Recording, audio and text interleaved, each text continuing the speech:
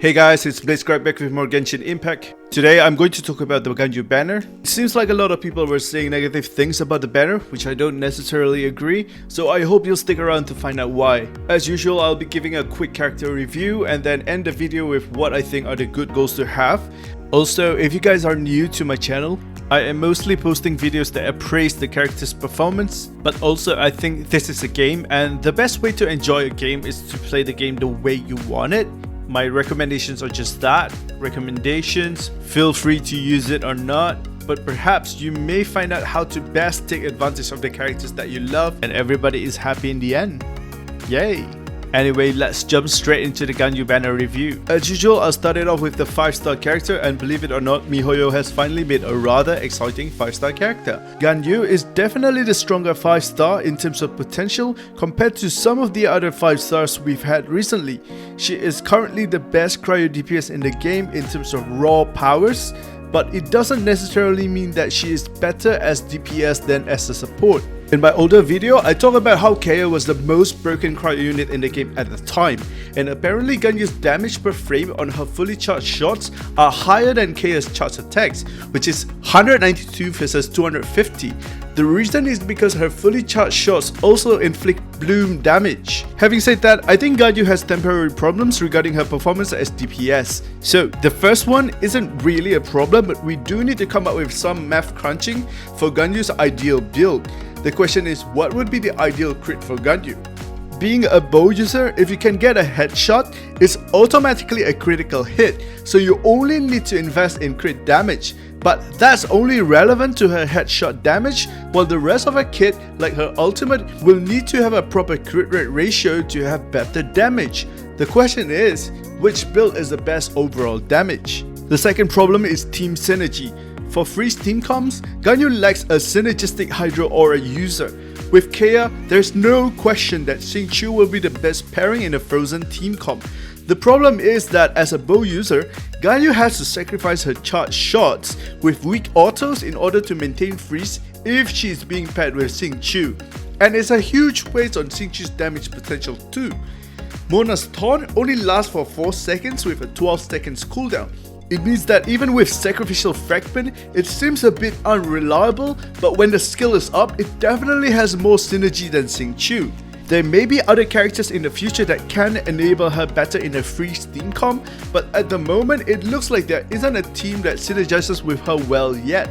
At the moment, which is very early days, people are very excited with Ganyu in a melt team comp, but the problem is that her cryo application isn't fast enough to catch up with the most important pyro characters. If she is paired with Xiangling, Ganyu becomes the trigger. If she is paired with Bennett, you might as well use Chongyun. If she is paired with Klee, it may be decent for a charged attack setup in an AoE setting.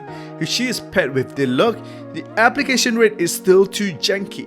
And as for Ganyu in melt teams, we are not waiting for better pyro heroes.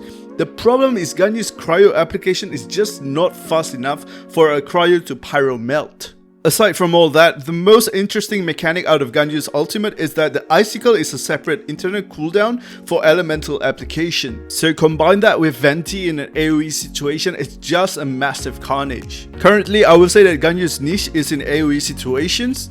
It seems like her performance in a reverse melt with Xiangling is okay, but I think Child Vape with Xiangling is better because Xiangling is the trigger. All in all, I think Ganyu's ceiling is currently unknown, but she seems promising. Would I recommend pulling her? Yes. But if you're only on Welkin or Battle Pass or free to play, bear in mind that you may end up not being able to pull Xiao if you pull for Ganyu because Xiao seems to be on the next banner. For the rest of the 4-star, I'll start with the least interesting to the most interesting. Noelle is the weakest pull this banner, but I would say that Noelle is a decent character to play if you don't have a lot of healers. By this point, I imagine that many of you would have a Bennett already, so it makes sense that you guys would just build Bennett and Barbara rather than Bennett and Noelle. Noelle does have a better role in the new Spiral Abyss, seeing as she can decently break the shields in Abyss 12-3. Also, when Geo buffs do roll out, Noelle will definitely take advantage of the Geo buff to her attacks. The biggest limitation of Noelle is her dependency on the Geo MC for battery, and there is currently no other replacement for that level of battery. The closest to that was Albedo, but even then his energy generation can't compete with Geo MC. In vacuum, there's nothing wrong with playing Geo MC with Noelle, but it is bad for when you need Geo MC to change role into Animal MC. Suddenly, Noelle can't generate energy properly for her ultimate. On top of that, in terms of geo damage potential, if you're going to build a carry, Ning is the best geo carry in the game, and it is better to get C6 Ning than to get C6 Noelle, even if C6 Noelle is the one that really boosts her damage potential even higher.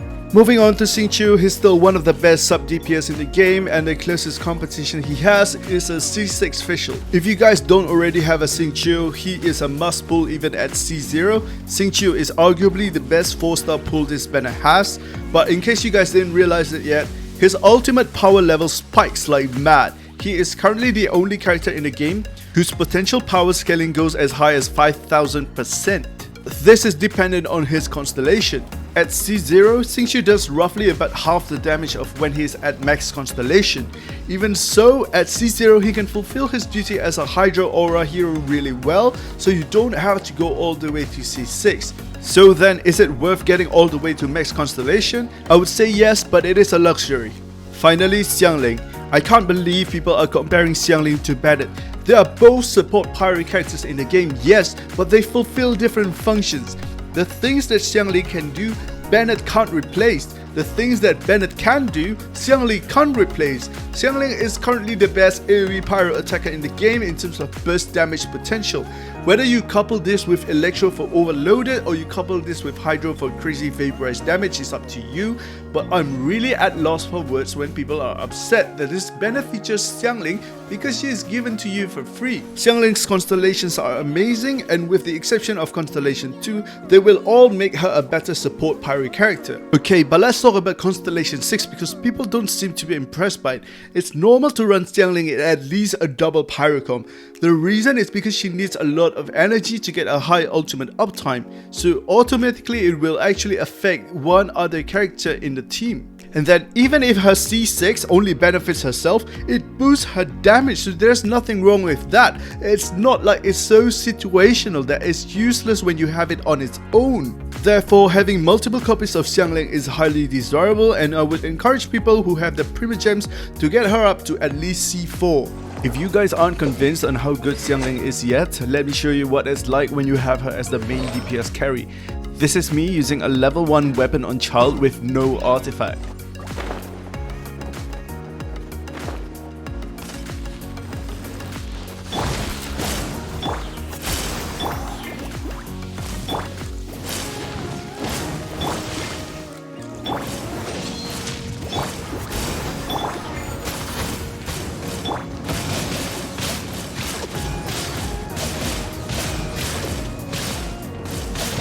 As usual, I will discuss the weapon banner as well.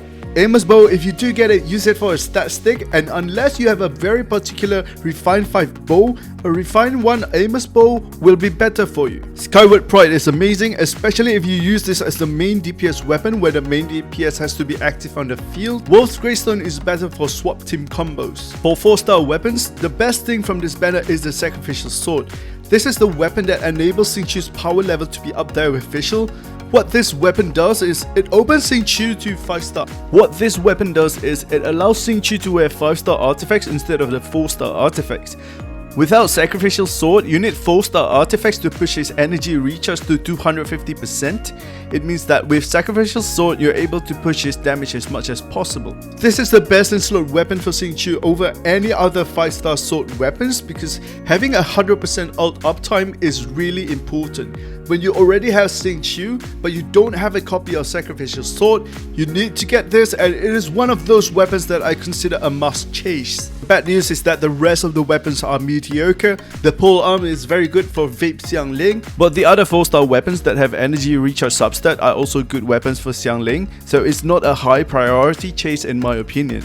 The Favonius Bow is good for support characters like Diona or Ganyu, but this was also one of the 4-star weapons that you got for free. To sum everything up, the most important pulling goals are as follow: C0 Xingqiu if you don't have him, Sex Sword if you don't have a Sex Sword and you have a Xingqiu, C6 Xingqiu if you can get it, C4 Xiangling if you can get it. That's all from me. If you find the video useful, please leave a like and subscribe for more Genshin Impact content. Have a great one guys, bye bye.